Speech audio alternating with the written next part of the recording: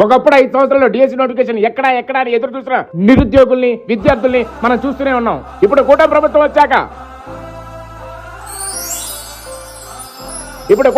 వచ్చిన ఒక సంవత్సరంలోనే నోటిఫికేషన్ ఇచ్చింది. ఎగ్జామ్స్ కూడా జరిగిపోయాయి.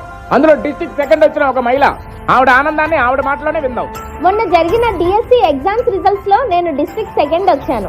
నేను కోడూరు వెంకట దుర్గా భవాని. నాకు డిస్ట్రిక్ట్ సెకండ్ ర్యాంక్ రావడం జరిగింది 94.39 మార్క్స్ తో. నాకైతే చాలా అంటే చాలా ఆనందంగా ఉంది. కుటుంబ ప్రభుత్వం వచ్చిన వెంటనే డిఎస్సి నోటిఫికేషన్ ఇవ్వడం, ఎగ్జామ్స్ కండక్ట్ చేయడం మాకు చాలా ఆనందాన్ని ఇచ్చింది. ఈయన మా నాన్నగారు కూలి పని చేస్తారు. చాలా అంటే చాలా కష్టపడి మమ్మల్ని చదివించారు.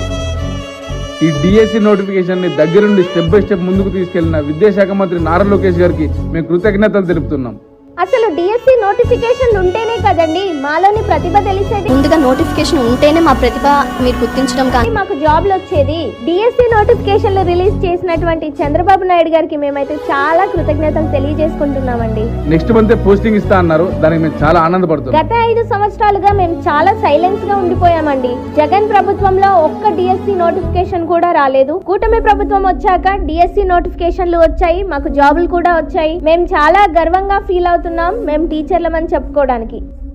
మీరు చూస్తున్నారు కదండి, డిఎస్సి ఆస్పిరెంట్స్ వాళ్ళ ఆనందాన్ని ఎంత బాగా వ్యక్తపరిచారు. ఇదంతా కూటమి ప్రభుత్వం వల్లే.